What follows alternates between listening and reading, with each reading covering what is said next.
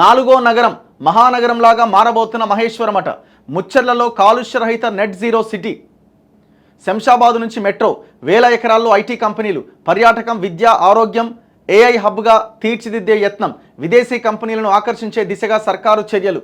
First ఈ గ్రామాలని ఇల్లు లేని వాళ్ళకి ఇండ్లు, నీళ్లు లేని వాళ్ళకు నీళ్లు, వైద్యం లేని వాళ్ళకు వైద్యము, అందుబాటులో లేని వాళ్ళకి స్కూళ్ళు చాలా దారుణంగా ఉన్నాయి, ఆ బళ్ళు, వీటి మీద ఫోకస్ చేయండి.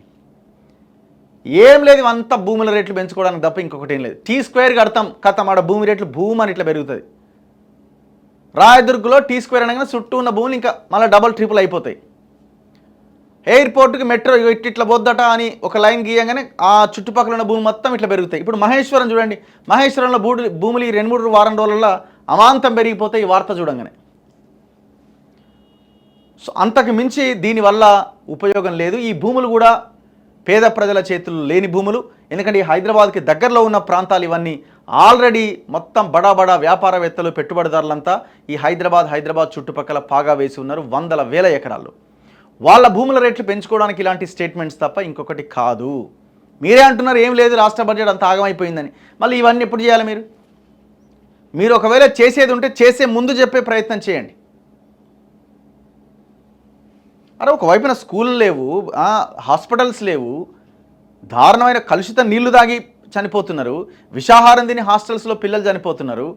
ఇంత దారుణమైన పరిస్థితులు ఉంటే దీనికి పెడతాం, దానికి పెడతాం, ఈ ఖర్చులన్నీ దేనికి? చలో నెక్స్ట్ మిగతా వార్తల్లో నెక్స్ట్ ఔటర్ వరకు గ్రేటర్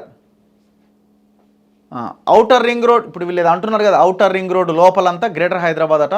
ఔటర్ రింగ్ రోడ్ నుంచి RRR వరకు ఒక ఏరియాగా పరిగణిస్తారట. RRR అవతల ఉన్నవి గ్రామాలు, మండలాలు అట్లా పరిగణిస్తారట.